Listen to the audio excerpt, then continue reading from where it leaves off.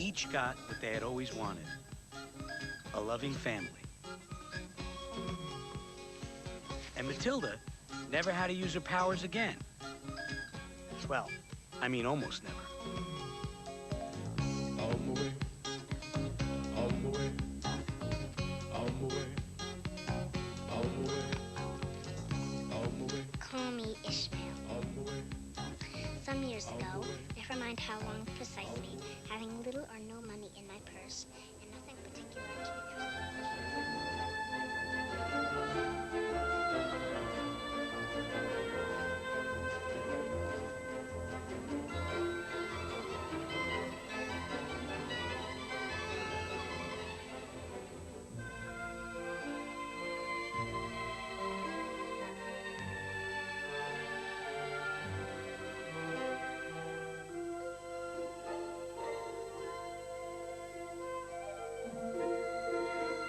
Stay right where you are. It's CBBC next. And tonight, Stephen Fry goes in search of his favourite bear, Paddington, the early years at 7:10 on BBC One.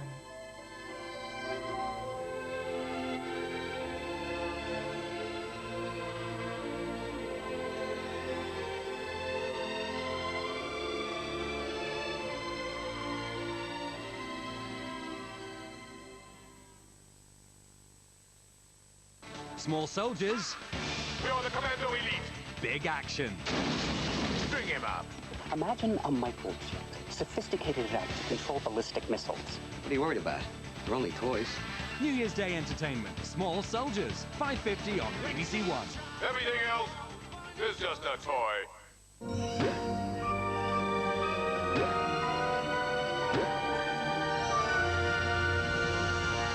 New Year's Eve on BBC One, and what better place to be than CBBC? Hello and welcome to CBBC. Today is the final day of 2001. Now, in half an hour, Connie, Matt, Simon and Liz give us the best bits of bloopies from this year. But before that, it's time for Newsround's review of the year.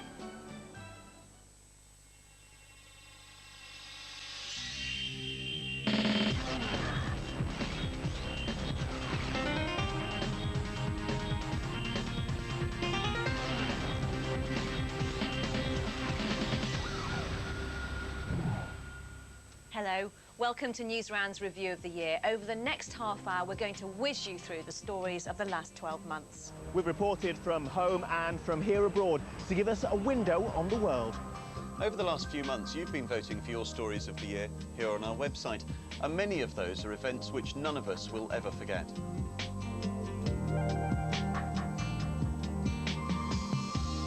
When I'm weak, I draw strength from you.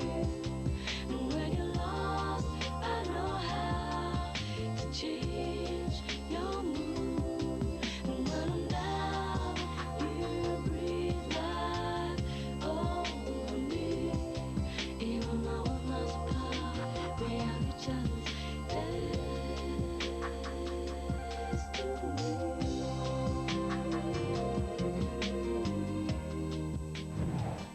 Well, as you know, I left Newsround in September, but since then, it's been in the very capable hands of Becky. Becky, how's it going? Kate, it's been a hectic couple of months getting to know everyone, but I've had great fun. Now, let's see who else Newsround said hello to this year.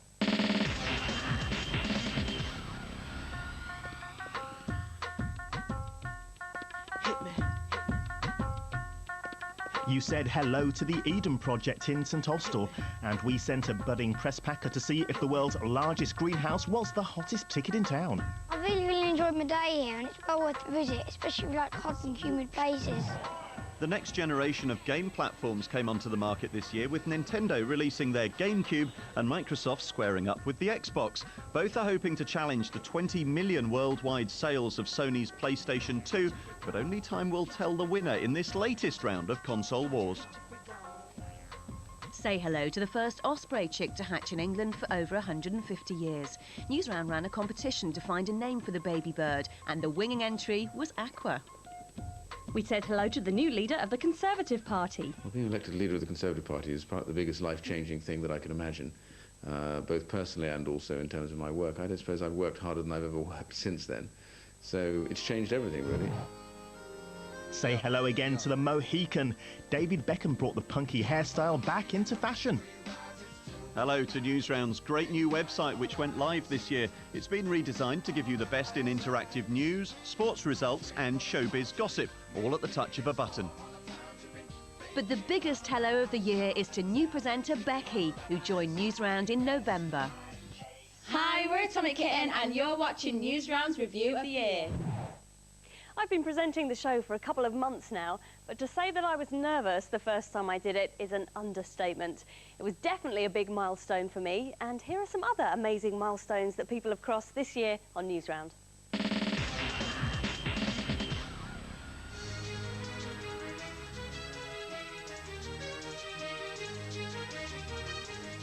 Ellen MacArthur became the fastest woman ever to sail around the world single-handedly on her way to second place in the Vendée Globe. You really want to do something, you can, and I just happened to choose to do it in a boat. And if you thought that was a rough way to see the world, Jim Scheckter rode 8,000 miles from South America to Australia. But just as he reached dry land, the ocean had the last laugh. 9-year-old Chloe Ingham from Ribchester pedalled 1,000 miles from John O'Groats to Land's End with her family and raised £6,000 for charity. She's thought to be the youngest person ever to complete the epic journey.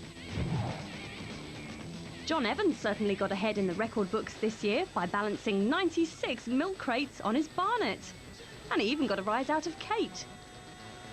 Dennis Tito became the world's first space tourist, paying £12 million on an intergalactic getaway to the International Space Station. And with a slice of that dough, the crew then had enough money for the first takeaway pizza to be delivered into space. The deep pan in deep space meant deep pockets, costing a whopping £600,000. Just as well they didn't ask for extra toppings. Michael Zhang spent an entire day with his head in the clouds to set a new world record. The intrepid parachutist jumped 500 times in 24 hours. A lot of people would think I'm crazy, but those who skydive and who have it in their blood know how much fun it is. There was a sting in this tale as scorpion woman Normalina spent 30 days in a room with almost 3,000 of the poisonous creepy crawlies. She was stung 7 times on her way to a new record. And look, Mum, no hands. The £200 million global Hawk spy-plane set a record for flying more than 8,000 miles from Australia to America. There was no crew on board, making it the longest ever flight by a robot plane. This is Ian Duncan Smith, the leader of the Conservative Party, wishing you all a great new year. For many of you, the last 12 months have been incredibly tough. We've seen how you were affected by the foot and mouth crisis, the troubles at Holy Cross in Northern Ireland, and by the race riots in the north of England. But what we've found time and time again is that you've been able to make the best out of even the worst situations. The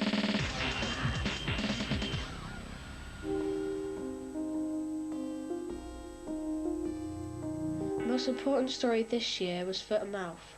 It affected lots of my friends. This year saw one of the worst crises that Britain's farmers have ever had to deal with. Hundreds of thousands of animals across Britain were burnt as they tried to stop foot and mouth disease spreading. Your national story of the year was the worst outbreak of the disease in 30 years and meant great hardship for many of you. It's just been terrible to see all the dead animals lying in the fields. Well, it's just like it's haunting you and coming after you, and then all I can do is wait and hope that you don't get it. The foot and mouth crisis hit farms across the country, and emergency measures had to be taken to try and stop the spread of the disease. This left many of you stranded on farms. I haven't been to see my mates on the holidays as much because of the disease, in case they picked it up from somewhere. The lives just slowed down, really. The crisis caused a lot of suffering for animals, but showed how much people care for them. One of the stories that I remember from this year was Phoenix the car. Condemned Phoenix gained celebrity status after her owners defied government orders to kill her. Daniel Hendy was so upset by the crisis, he decided to raise money by designing and selling medallions. I know that already people have been helped out by the money, farmers and businesses alike. An important news story for me this year was the general election. In terms of myself, the overwhelming news event was the fighting of the general election. And that was very testing, it was very nerve-wracking. It was also very fulfilling, and it was certainly exhausting. After the delay for foot and mouth, the general election took place in June, and you made your opinions felt in the Newsround Why vote.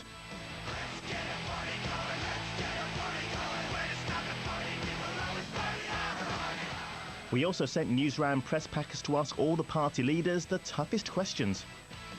You know what a muggle is? I don't. I'm afraid I'm pass on that one. Well, you've stumped me on that one, I'm afraid to tell you. John Prescott proved the biggest hit with voters after he was egged on. Your Why vote winners were the Conservatives, but in the real thing, it was an overwhelming victory for the Labour Party. The most important news story for me this year was the bombs in London. The west of London suffered 2 major terrorist attacks, including one outside the BBC. Both were blamed on a terrorist group, the Real IRA. Political problems in the Northern Ireland Assembly raised tensions between the different communities. Children were on the front line at Holy Cross Primary School as Protestant residents demonstrated against pupils from the Catholic school walking through their area. A deal was made by politicians to help the community, and the protests were called off. Some of the worst race riots in 20 years happened this summer in Oldham, Burnley and Bradford. Hundreds were injured during fierce clashes between gangs of white and Asian youths. My dad didn't let me go across to the shop anymore because of it. I could hear all windows smashed and things blowing up and everything like that. Hi there, I'm Charles Kennedy, and you're watching Newsround's Review of the Year. Stories from right the way around the world are being beamed into the BBC all the time. This year, Newsround's reported from Europe, from Asia and from America. And I think we should be getting something from Lizo round about now. Oh, you made it! You took your time. Oh, have I missed the foreign news section? No, mate, it's coming up just now.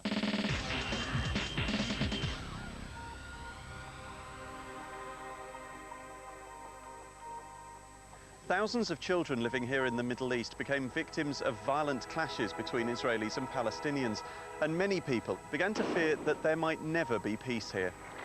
Fighting between Jews and Arabs during the year once again put children on the front line. The situation is very difficult, and I hope it will improve and that there will be peace between the Israelis and Palestinians. The USA tried to start peace talks again, but after a number of terrorist bombs in Jerusalem, Israel launched attacks in retaliation against Palestinian targets. Former leader of Serbia, Slobodan Milosevic, was arrested and taken to an international court in the Netherlands. He was put on trial for crimes committed in Kosovo and Croatia during the 1990s. There was tragedy for the people of Queens in New York when a United Airlines plane crashed there, killing all on board and 5 people on the ground. I looked up and I saw the plane. It was tilted sideways, and then it started spinning, and just went behind the rooftop. At first it was thought it may have been a terrorist attack, but flight recorders found at the crash site pointed to mechanical failure as the cause. Letters containing a deadly bacteria called anthrax were posted to various addresses around the USA. 5 people died from exposure to the substance, and investigators now believe the letters were posted by someone within the United States. British troops were keeping the peace in the Eastern European country of Macedonia. The region had seen fighting between Macedonian government forces and a rebel force of Albanians. A peace deal was agreed, and British troops were brought in to collect weapons from the Albanian soldiers. I came to India to find out why millions of people took part in the biggest bath in the world. 70 million pilgrims came to Allahabad to attend the world's biggest festival, the Kumbh Mela.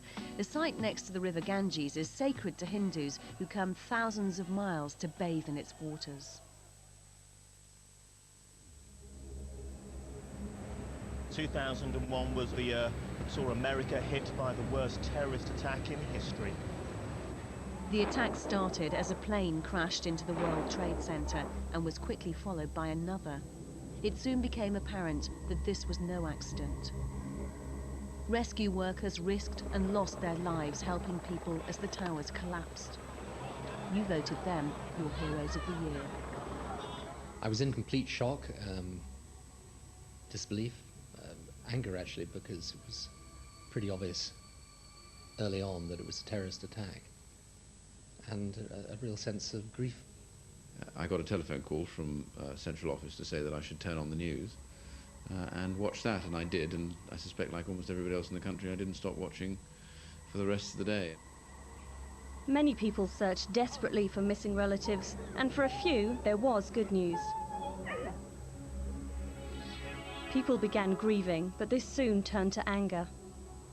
I have ordered a full-scale investigation to hunt down and to find those folks who committed this act. This was the most calculated international act of terror and wanton destruction of human life that I hope to goodness any of us will ever witness. The main suspect emerged as Osama bin Laden and his terrorist organization Al-Qaeda, based in Afghanistan. President Bush asked countries, including Britain, to help pursue bin Laden after the rulers of Afghanistan, the Taliban, refused to hand him over. The threat of war, however, led to further problems. This year, the world experienced one of the worst refugee crises in recent years. Millions of people fled Afghanistan, most of them to here, neighbouring Pakistan. I came here with my brother. The only thing that makes me happy is that I'm going to school. I'm happy for this, but the rest just tears me apart. American forces and local troops quickly won the war against the Taliban, but so far there's been no sign of Osama bin Laden. As the year ends, hopefully there is a brighter future for the peoples of Afghanistan. The best memorial for the people that died is to try and bring something good out of it. And that's not just about fighting terrorism. I also think it's about fighting the conditions in which that type of extremism and terrorism breeds. We of the New York City Fire Department wish the Newsround viewers a Happy New Year! Across the year, we received more emails about the environment than for any other subject, from the earthquakes in India at the start of the year to weather problems here and abroad. You let us know what was most important to you.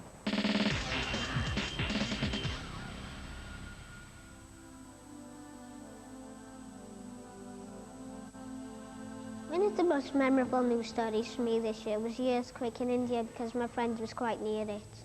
Tens of thousands of people were killed in the country's worst earthquake in living memory.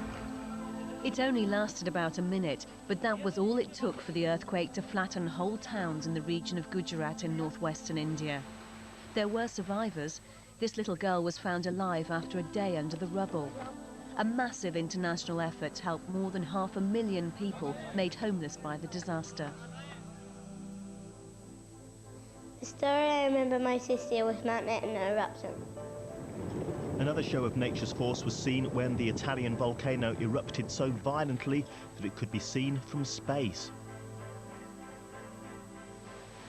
Nature's extremes here in the UK resulted in floods that caused havoc and saw off summer sunshine for many of you. Worldwide, from India to Italy, from Africa to America, serious storms meant devastation. Many feared that global warming was to blame, and 2001 saw huge protests by people worried about the problem. There was fury when President Bush announced that America, the world's biggest polluter, was pulling out of the Kyoto Agreement, a deal made to reduce global warming.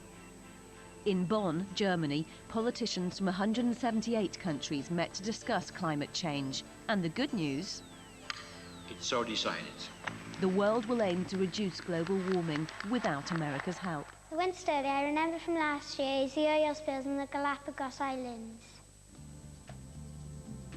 A spot of good weather meant a major environmental disaster was avoided in the islands near Ecuador, as strong winds sent a dangerous oil slick further out to sea, saving many rare animals.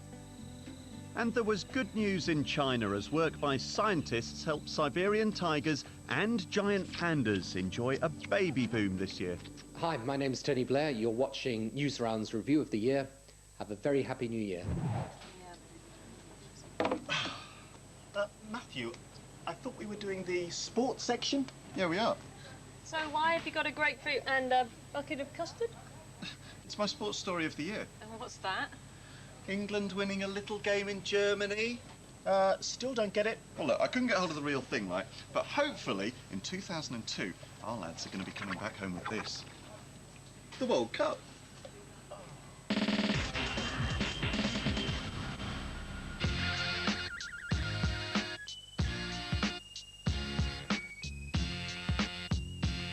My favourite sports story was England versus Germany.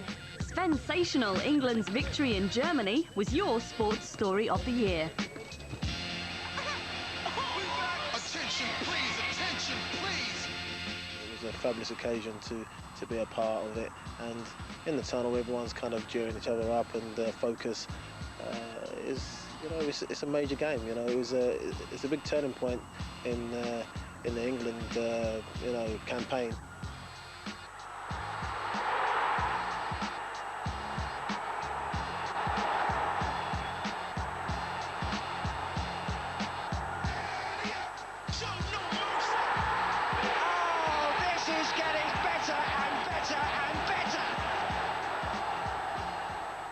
What made as big an impact on me was the goal that David Beckham scored against Greece. Beckham to take, the 93rd minute at Old Trafford. He knew there were only 30 seconds or whatever it was of injury time to go.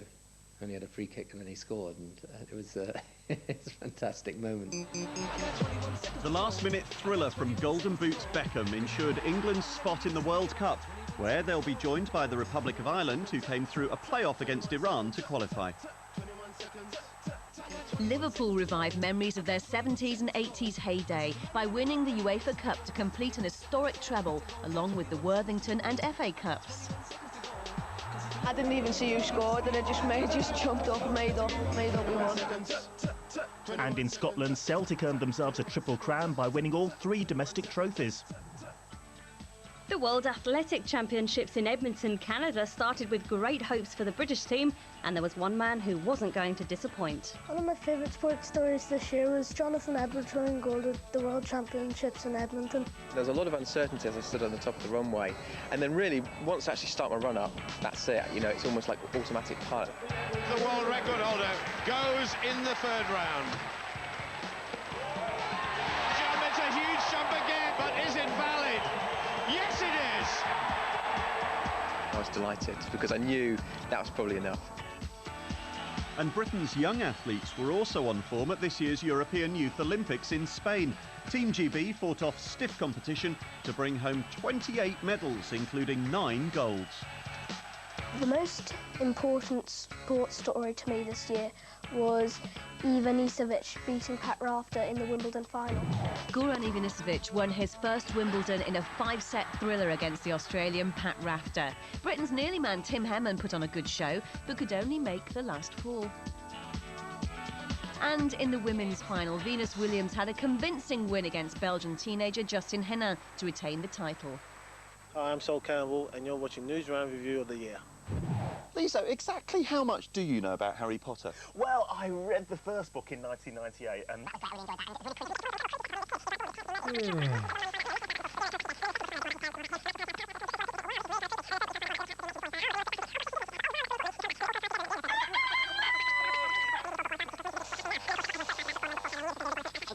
Nobody else knows yet. Isn't that absolutely incredible?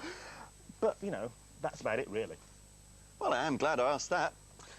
Now for more of the showbiz news. This time in brief,